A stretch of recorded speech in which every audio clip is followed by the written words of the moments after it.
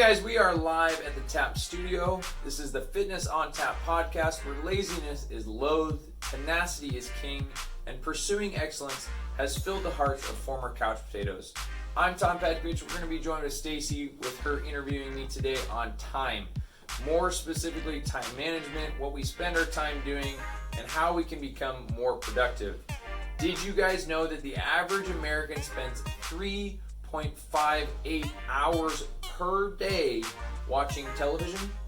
That literally culminates to 35 hours every single week. That's one working week. That's an extra job that you could be doing and not wasting your entire life, okay? So today we're going to delve into a little bit more about time management, how we can make those things better, how we can prioritize fitness, and if you're looking forward to that, and if you want to pursue excellence and get better, look forward to that in today's podcast. We are here to love others first, above ourselves. We find joy in honing and sharpening ourselves in all aspects of life. Our nutrition, fitness, mindset, and habits, in order to show with actions, not just words, our utmost respect, love, and devotion. We are the blade, the tool used to help others without fail.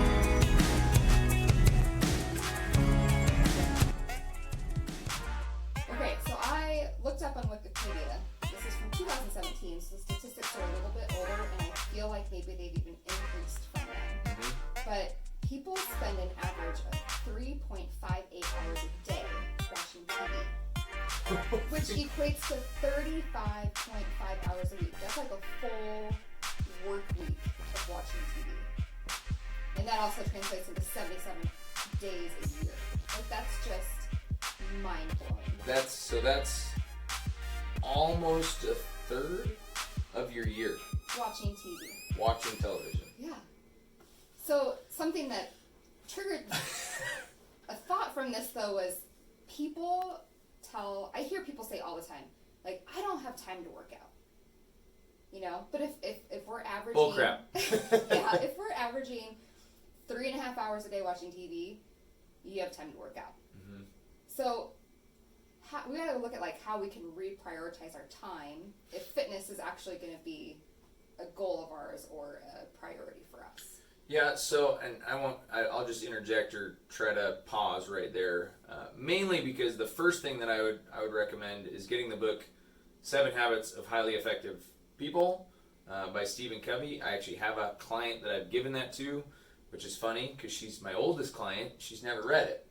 And I literally was like, she holds a lot of these beliefs. She is this type of person, but she's struggling a little bit right now with stuff like that. And so she's reading that book right now at 74 years old. And I'm literally like, I can't believe you haven't read this yet. And she loves it already. But Stephen Covey talks about like 4 different buckets. And to me, television falls in the bucket of not important, but urgent or fun. Sure. You know? And then there's the bucket of important but not urgent, which fitness, nutrition, and things like that fall into. Where like, yeah, it can wait, you can put it off, kind of like dishes, like you can let them pile up, you can let it happen.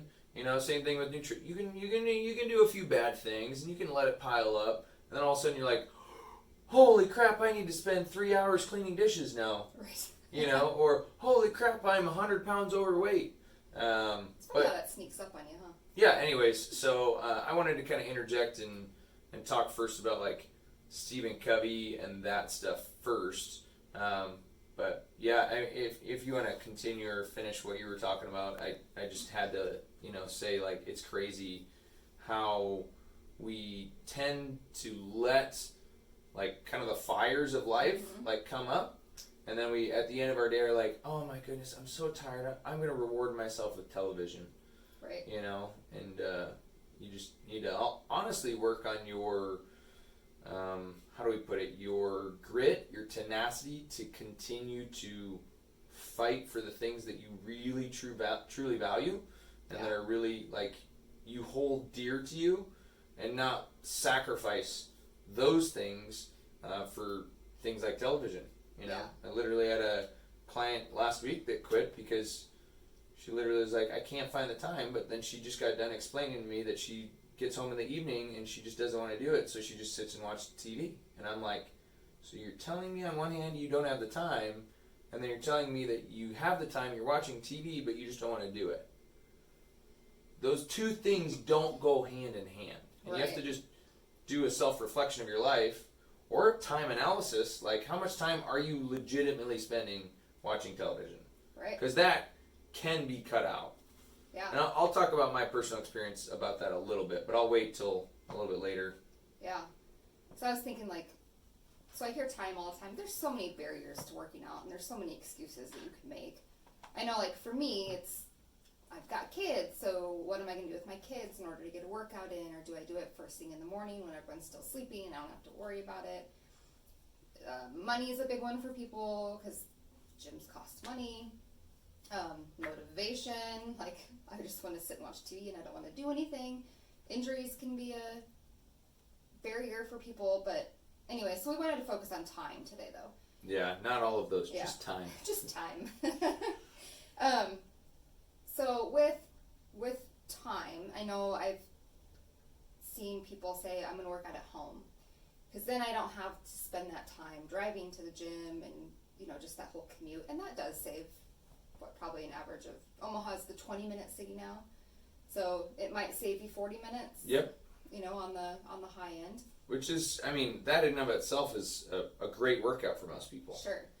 I know for me, I'm awful at working out at home. Well, I'll just kind of like pause you there, just because the biggest thing that I tell people when they're determining that is, are you going to be motivated? Are you going to be able to do it at home? Yeah, for me, no. And I'm the same way. Like, I am extremely demotivated to work out at home. Yeah. Like, I need to have a place, I need to have a time, I need to have it blocked out. And that's why, like, literally, we had this podcast set for today, which is Saturday at 7 a.m. And I was like, I got 8 a.m. class, 9 a.m. client, and then I have Owen after that. I want to make sure that I'm ready, that I get stuff done. So I worked out right before this. And basically what I find is that you have to just schedule it. If you're that type of person, you're not allowed to move it. And typically what my clients do is they schedule it a week out. But we've already, with my clients like that, we've already set kind of a precedent. I expect to see you here Tuesday, Wednesday, Thursday, 5:30 p.m. Or Tuesday, Thursday, Saturday, 6 a.m. You know, like, what is your... I tell people it's kind of like a doctor's appointment. You're not allowed to just delete it. You float it, you move it around if you have to reschedule it.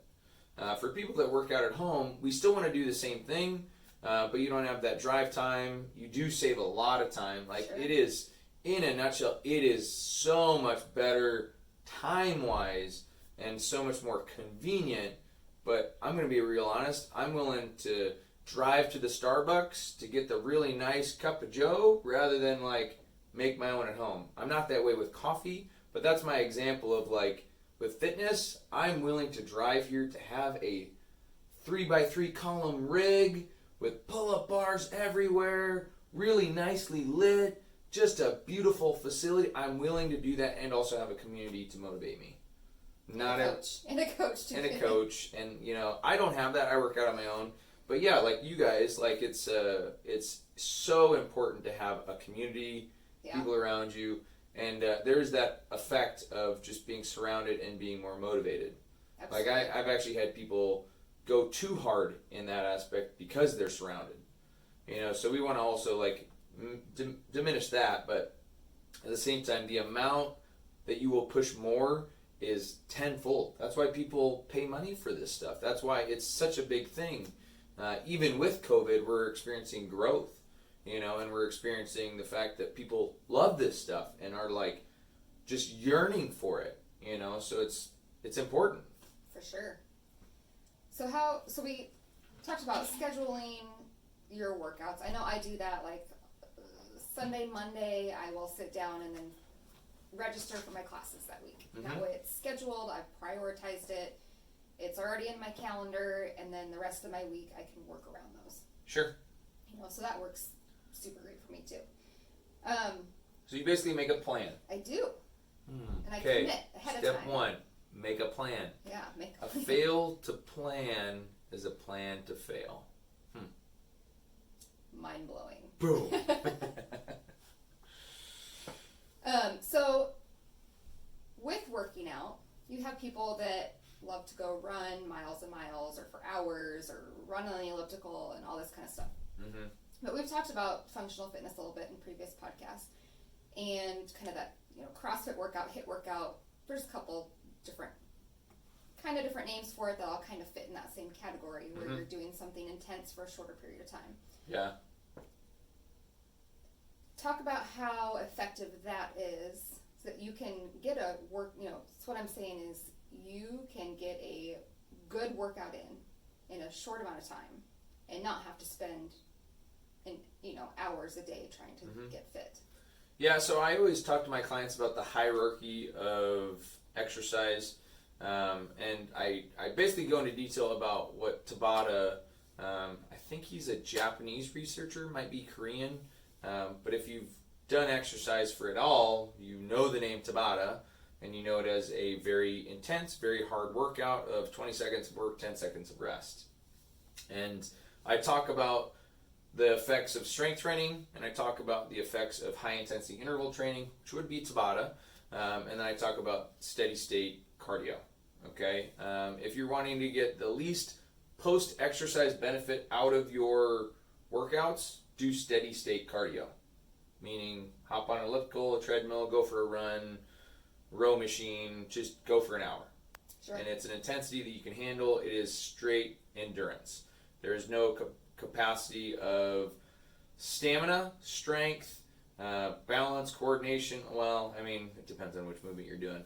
But you're not really working the 10 different fitness skills into that realm.